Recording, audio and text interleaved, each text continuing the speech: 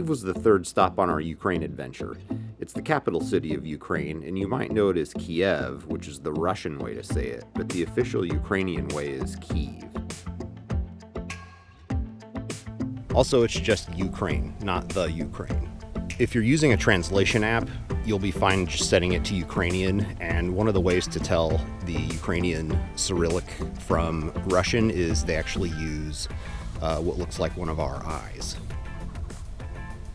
And upon arriving in Kyiv from our train from Lviv, we took an Uber to our Airbnb, and like in the Lviv Airbnb, someone other than our host met us with the key to let us in, but the hosts were available for questions on the app. We loved our Kyiv Airbnb. It had great AC, Wi-Fi, it was artsy, it was near some good restaurants and a couple supermarkets. The toilet was actually separate from the sink and shower, which ended up making a lot of sense. And it ended up being one of our most adventurous Airbnb experiences, which I'll go into much later. There were so many things to do in Kyiv, but our highlight was our day tour of Chernobyl, which was so exciting it required a whole separate other video. Remember, these videos are based on our experiences, and my goal is for them to help you, but that doesn't mean you shouldn't look for yourself and research what it is you want to see in each place you go. We loved Kyiv, but it was our third stop on this trip, and it wasn't our intention to do everything. We were there for 8 days, and we didn't want to burn ourselves out.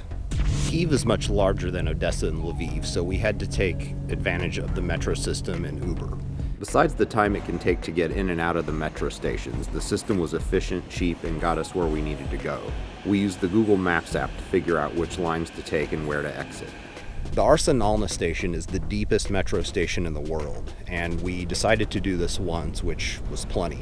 Now, it might seem fun, obviously, it's the deepest metro station in the world, it's a big deal, but it's 105.5 meters below the surface, and it takes so long to get in and out of it, just with the endless system of escalators. You know, try it once, see if you like it, but make sure you've planned accordingly for your time. Kyiv has multiple options for free walking tours. We started with the ancient Kyiv tour. Like other walking tours, we got historical info and the guides were available after the tour to answer any questions we had about the city. Remember, the free walking tours are tip-based, so if you've had a good experience, tip your guides generously. We love these tours too because it always gives us an idea of where we want to come back and spend more time, and the guides end up having more kind of practical local information that we wouldn't otherwise find out.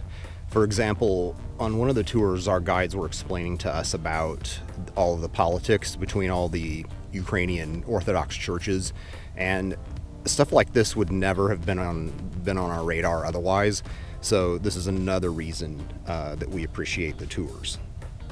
Most walking tours start in Independence Square. When we were there, they were setting up for their Independence Day celebration. Underneath this square and street is a large shopping mall. There are several sites within walking distance, so it's a good place to start your day. If you keep going northeast towards the river, you'll probably see the Friendship of Nations Arch. It's about a 15-minute walk, and there's a great park to the right of it up some stairs. The arch is also known as the People's Friendship Arch.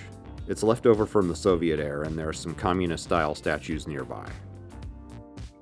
Ukraine's made a really strong effort to remove communist symbols, so for us this area was interesting, but if you do take the communist free walking tour, you'll definitely go to this area. And up the stairs, the park next to this arch actually had the kvass that we were looking for. So we are at a park in Kyiv at the top of the stairs behind the famous arch, and we have finally found some kvass. Now, this is a drink that's made from bread. It's non-alcoholic. It's really good, especially on a hot day, even though today's really cool. We learned about it in Lviv. We came here to Kyiv, and we expected to be able to find it. It's been on menus, but nobody seems to have it. So here in the park, though, sure enough, he had a tap. It was ready to go. It was 20 hryvnias, and which is not even $1 each. and we're very excited to chill out here and have some kvass on our last day. So, cheers.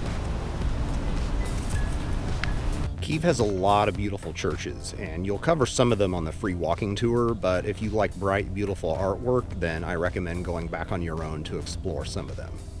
We did do a paid tour of the Lavra Monastery area, and in all of our walking tours, this is the only one we really didn't fully enjoy.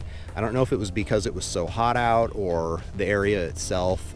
It was also 22 euro each, which for Kyiv even seemed very steep. But the good thing was the guide did give us a lot of information about each place and bought our tickets to get into the area. And we also saw the Famine Memorial, which actually had its name changed to the Genocide Memorial because that's what it was. As far as the monastery and churches on that tour, the artwork was beautiful, and when I looked back at my pictures again, I was pretty amazed.